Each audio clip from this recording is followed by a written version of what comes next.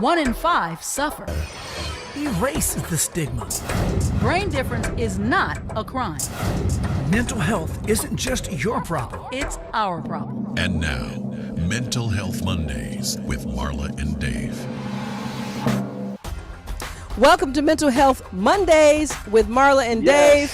Yes. Dave is a little bit slow because he just got back from Uzbekistan. Where'd you go? Uzbekistan, and then I went to Georgia as well, Tbilisi, Georgia. Tbilisi, Georgia. So, but now where are you? I'm actually in Las Vegas at the moment, and we are well into the Mental Health Month of May. We want to remind you to text the word GIVE, G-I-V-E, to 818-698-1021 and support our A Dollar Today Keeps the Stigma Away campaign. Absolutely. So today, we are super excited. This is actually a full circle moment for us. We'll tell you a little bit more about that as we get into the show. But we're welcoming Deanna Robinson today. She's known as the Healing Conversationalist. She's an inspirational coach, a trainer within NAMI National Network, and she's been diagnosed with Schizoaffective Disorder, Bipolar Type 1. She's changed the minds of thousands, sharing the crazy up and down ride. I didn't call her crazy, but I'm reading it as is. Up and down ride of her 27 plus years of lived experience. Her company engages individuals and organizations in conversations and training that promote mental wellness and healing. Boy, do we need that. Her book, Good and Crazy, will be released this summer and in 2023. Deanna Robinson is our guest and our friend, and we want to welcome her to Mental Health Monday. So when we come back, we're going to dive right into the conversation, and trust me, dive in, Deanna will. So put your seatbelt on. It's a conversation that you absolutely under no circumstance would want to miss. We'll be right back. That's so great. When Dave and Marla get it together.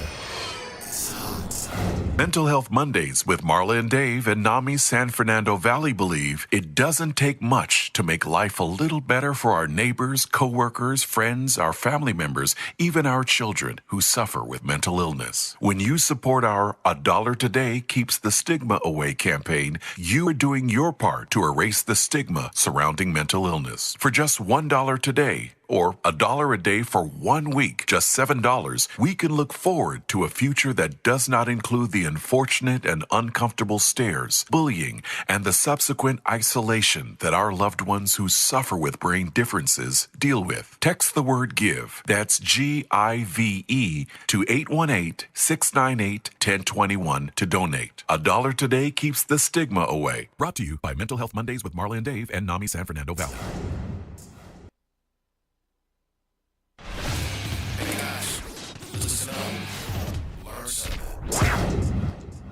All right, I want to lead us in by first, again, giving her an official welcome, which comes with all the hoopla. Tony, welcome Deanna Robinson to Mental Health Mondays.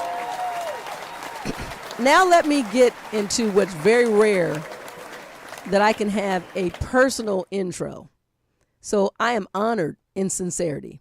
Deanna, I don't know if you remember or if you need to hear it again, but I want to tell our audience who you actually are to us. When we first found out our son was suffering with bipolar 1 schizoaffective disorder with psychotic features, we were hopeless.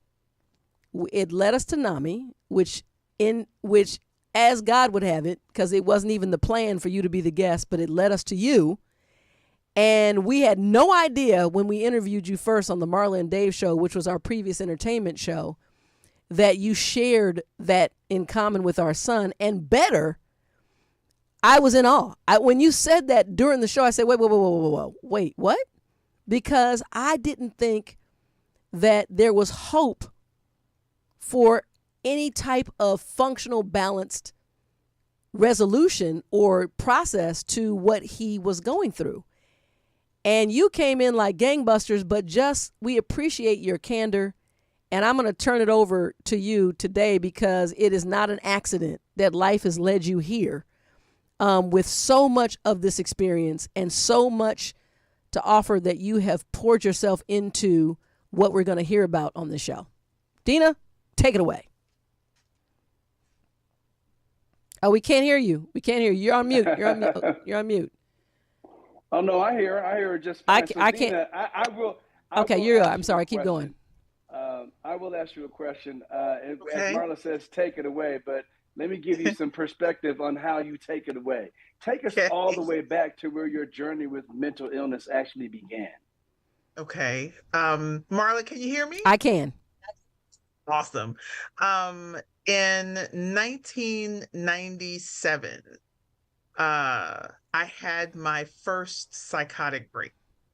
And it came on the heels of me attending a retreat that promised to take away all of my troubles and all of my cares, because my life had been an up and down roller coaster before that point. I was about 28, 29 years old. Were you already a mother at this point? I was already a mother, and I was already a mother of 5 kids at that point. And so I went to the retreat. At the retreat, the leader asked several people to share their story in front of 165 people. Now, the whole, again, reason for the retreat was so that you could come and unload your baggage and get unstuck in your life, so that you wouldn't keep repeating the same kind of cycles that didn't move you forward in your life. Now, So, was this a spiritual-based type of no, it wasn't. situation, or was it a It wasn't. motivational type situation? It was like a motivational type situation. I don't know if anybody has ever heard of Landmark. Oh, I have. Okay, yeah. Absolutely. Yeah. So it was that. It was that. So I went, and you all know how it goes. They pair you up with people you don't know. You stay the night at their place, and you bond, and you do all these exercises at the 3-day or a 2 or 3-day kind of retreat. And so at the end, again, the leader wanted some folks to, after having had an opportunity to monitor people and kind of look at people, he chose some people to tell their story in front of 165 people. I was one of those folks. And I had never talked in detail about my story and my trauma from childhood. And I started to just open up and talk about, some of the, abuse, both physical and sexually. I talked about, sort of the ups and downs of my life, and just, the teenage pregnancy, the homelessness, the things that just had gone on in my life. And I was, particularly ashamed because I felt like I was such an awful mother, that I had, had all of these things happen in my life, and they had been impacted by those things that happened in my life. Children. And that's probably the thing that I felt the most bad about, was that I felt like I wasn't a good mother, right? And there were a few of my kids were not growing up in my house with me. Right. I was still in their lives, but they weren't with me. And so the worst thing for me was that, I felt like I was a bad mother. Well, when I started to talk about, this trauma and, all the just the horrific stuff that has happened, and, some I will detail in the book that's coming up. I, would prefer to talk about it specifically, what happened then. But just know this, it was horrible.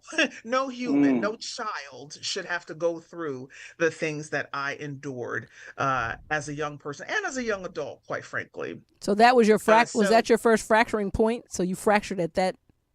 No. Okay. No, I'm sorry. Fractured at the Landmark yes. Thing is what you're saying? Yes. You're speaking about the Landmark retreat. Yes. So that was the first thing. So right there in front of all those people. All those people telling my story. And look, here's what I saw. Totally unexpectedly, too. I saw people in the audience like passing tissue around the audience. And it caught me off guard. But after I after the retreat was over and that part of it was over, there were so many people who came up to me and just wrapped their arms around me, told me what a spectacular person I was, how brave I was, how courageous I was, that I was a good mother. And of course, that was like dancing in my ear right there. Yeah. That I was a good mother. And I mean, I had never had a response like that about my story, which I'd never told in that kind of detail. And I mean, it just sent me. There's this thing called eustress, right?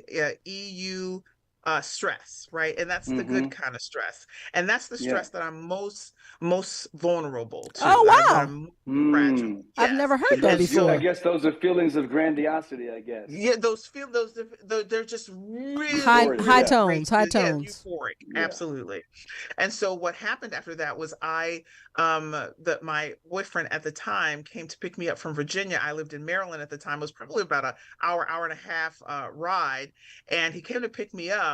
And we drove home, and I stuck my hands out the windows, and I was screaming, and I was so happy, and it was just euphoric, as was said. Yeah. Well, I get home, and I didn't sleep for 3 days. I didn't eat for 3 days. I talked incessantly. I did have all of these grandiose thoughts. I actually felt things in my body that I was so pent up all of that time. I didn't even realize I was actually feeling those things. I mean, like sensations in my body, like actual sensations. And then my boyfriend at the time, who later became my husband, he took me to the hospital. He said, something's wrong here. I don't know what's going on, but this ain't her. So he took me to the hospital, and listen, at the hospital, they gave me antidepressants. Okay, y'all, if y'all know anything about medication at all, antidepressants help you not to be depressed. That was not my problem. So they turn it way up, right? Turn it way up. And so I went way up. After that, the TV was talking to me, giving me special messages. The radio was doing that. I went and spent $15,000 in 3 days. Again, just the real grandiose. The thoughts were, that I'm the second coming of Jesus disguised as a Black woman. I'm going to make a whole lot of money. I'm going to be famous. I'm going to, spend time with celebrity. I mean, it was just wow. So Deanna, you were taking us on a ride going straight up. And so we're going to pause for a minute because we're going to take a little break. But we're going to allow you to kind of bring us down on the other side of the roller coaster when we come back from this break. We'll be right back. Our guest is Deanna Robinson.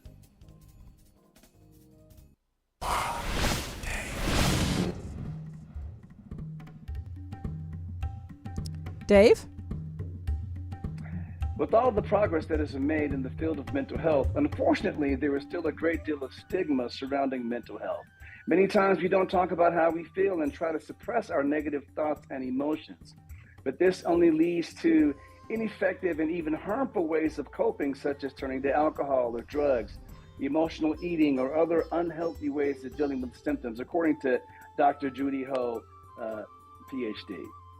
She goes on to say, seek professional support if you need, and know that it is normal to have periods of difficulty and stress where you might need to enlist the help of someone who specializes in that area. So with the difficult times all of us have experienced lately, know that you are not alone and that the resulting symptoms are treatable. You can return to a quality of life that you can be satisfied with. This Mental Health Minute is brought to you by Mental Health Mondays with Marla and Dave.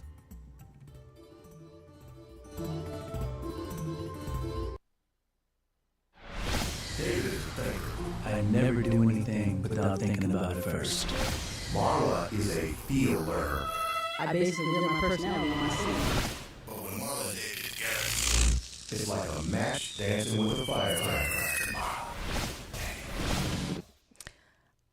I have so many questions. This is one of the weirdest things ever. This is one of those shows that obviously we are going to be blessed to have 2 episodes. This is like a 2-week straight show. We could be talking to Deanna. But in the meantime, the one question you already answered, but I'm going to ask it because everyone always asks me and would want to know this. When you have these psychotic breaks or these psychotic episodes, do you remember your behavior during the psychosis? I do. I know that a lot of people don't, right? And I don't remember every single thing. Early on, I remembered a lot, but the last two episodes that I had, or I should say, probably the episodes, and there probably have been like 8 in the last like 6 or 7 years. I've remembered a lot, like a whole lot. But I was one of those that actually did remember some of the things that I had done while I was in a psychotic episode, and it always made me feel ashamed. Right. It made me feel ashamed afterward to think that, I yelled at people, I jumped at people. I even, they asked me to do a video about for University of Phoenix. And I remember doing that video, I cried because, I'm sweet. I wouldn't hurt a fly. And to actually jump at someone that, to know that you have no control over what you're doing when you're having a psychotic break. That's the next question. The question that someone would also ask, which I'm going to ask, if you can remember that you've had these episodes, what gets in the way of stopping you while you're there? And this is a question I'm asking because I asked you this question, which was the thing that broke the dam for me. I said in the first show when we ever interviewed you, I said, Deanna, when you're in this episode and you're off your medicine or whatever the unifying thing is for you, what can bring you back? And you looked me in the face and said nothing. I had to learn to know when I was headed in that direction, because once you get into it, then nobody was talking you out of it. You were paranoid. All these things happen. So that is kind of the statement, and you can continue from there. You're saying the shame. I think like I'm only ashamed after I have come down, right, back to consensus reality, and I realized that indeed I just had a psychotic break. And there were things that happened during that time that I felt ashamed about, right? Because when I'm, have decent, reasonable judgment, I would never do those things, right? I would never, take off my clothes on the highway. I'm ashamed of that, right? I wouldn't do that under normal circumstances. So,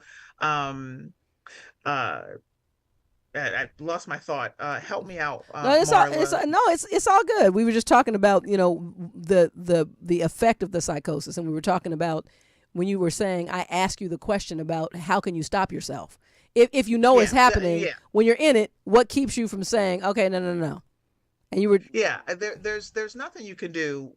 There's nothing that I can do or folks like me can do when we're in a psychotic break. That's it. You're done. When you're there, it's medication, it's letting it take its natural course where you come back down, but it's once you're there, that's it. Now how I know so there was that some level of I was going to say there's some level of intervention. So why don't you put a book into the story you were telling us in the first segment, as your boyfriend who became your husband called the hospital and got an intervention for you. I assume that ended up, did you have to be held on the 5150 at that time, or how did that work out? Yeah, I did have to be held. I don't know what we call it here in Maryland, but 5150, yes.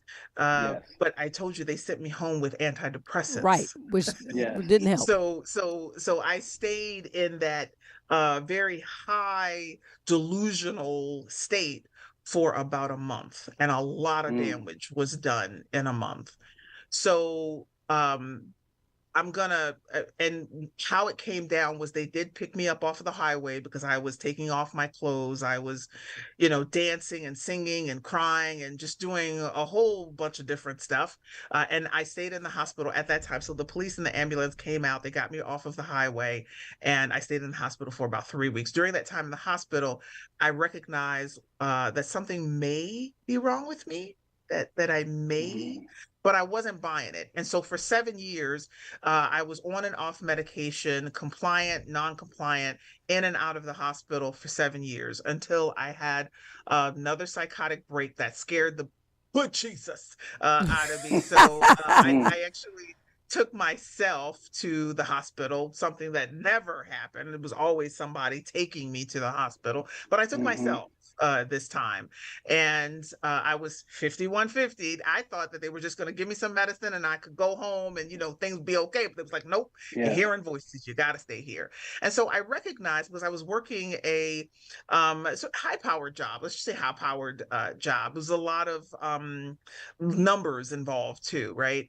And I realized that I was going to have to change my lifestyle because I hated for my life to keep being interrupted the way it was. Like I would go and it was up and down, and then I'd get really sick, and then I just didn't like it. So I'm like, okay, I'm tired. I'm sick of this now. It's time for me to do something different. It was scary, right? Because I'd been so used to, working a certain way and living my life in a certain way. And that was about to drastically change. So I went to this course, this human services course, and learned about the biology of mental illness. And once I learned about the biology and heard other people's stories that were similar to mine, I was like, oh my gosh. You're not alone. Alien. I don't believe it. There are other people who go through this. And so NAMI came in and they had in our own voice presentation. And that's two people with mental illness coming into some place and telling their story in order to reduce and eliminate stigma. Well, let me tell you, they did a good job, because the stigma and self-stigma is a real big deal for those of us who have mental illness. And so it did decrease it quite a bit. And somebody said, hey, you'd be really good at this. Come on and do this. And I got involved in NAMI and becoming a national year in for their peer-to-peer program. And, NAMI has afforded me many opportunities to do amazing things, including traveling to Italy to bring peer programs there. Wow. I went on a 20-city tour with Ken Duckworth, who is the medical director of NAMI National. I've been all through the country. I've trained so many people. I've kind of lost count. I've been a field manager for their Connection peer support group and taught a whole bunch of people how to run support groups. I've done amazing work. I told you about the University of Phoenix videos for their social work program. I've done videos to help emergency room staff know how to help someone who has presented with a mental health condition. I've been interviewed by New York Times, Baltimore. Wow. Just so many wonderful things have happened as a result of me accepting, okay, I have a mental health condition, because people don't every day run outside with no clothes on. Something's wrong. And so accepting that's where I am. And acceptance is not linear either. It's not like, okay, you accept today and you're good. Nope. Deanna, still have a little bit of a you and I have a magic relationship, because that final thought, I'm going to hold it. And when we come back, I'm going to ask you a very important, poignant question on that actual statement you just made. Sure. Nobody move. You want to hear this. We'll be right back after this break.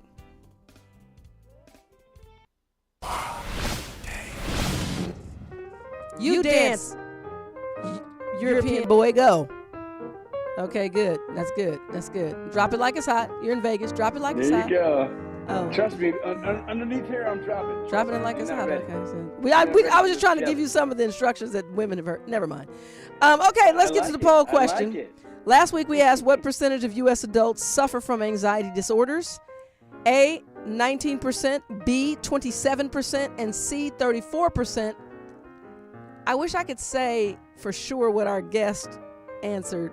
I know they'll be watching. Because, we don't want to be confused. We had because of scheduling, we had a guest, a pre-tape show last week. So I'm not even sure what the answer was. But we're gonna 'cause I give don't Deanna a remember chance to either. answer it Let's- here. I was about to say, let's give Deanna a chance. Deanna? What percentage of U.S. adults suffer from anxiety disorder? 19%, 27%, or 34%?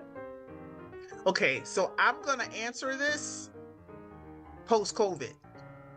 And I'm going to say it's the highest, like 34%, but I'll go beyond that and say a whole lot more Americans suffer from anxiety. Deanna, I know that you don't get Okay. you don't get a chance So, to add a category. We don't let that Now, happen your here. wisdom shows that you are definitely astute, because that was definitely a pre-COVID number question.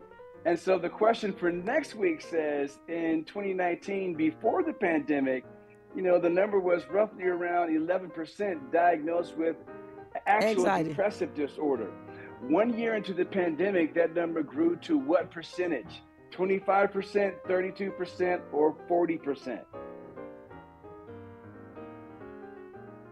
Deanna, that question's for you. Yeah, absolutely. I'm saying 40%. 40%. All right. Yeah. All right. So we'll let you hang. We're gonna hang you. We're gonna just ding ding ding dangle you out there, so you have to tune back in to see what the answers are. There. So next week we'll see if you answered that correctly. Remember to text the word GIVE to 818-698-1021. Back to our conversation with Deanna Robinson.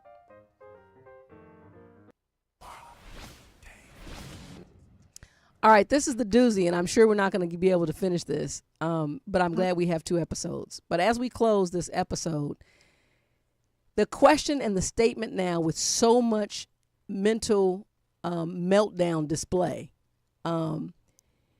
is someone with an adult with a diagnosed mental health issue, should we hold them responsible for their behavior even though they have a mental illness? Or is a mental illness an excuse to be able to, is that a thing? Because this is a conversation that's going on with a lot of people, that people are hiding behind mental illness to do dastardly deeds. What do you think about that? I love that. I love that question. And it is nuanced, okay? Because if I'm running down the highway, taking off my clothes, that's not something that I have any idea is out of place.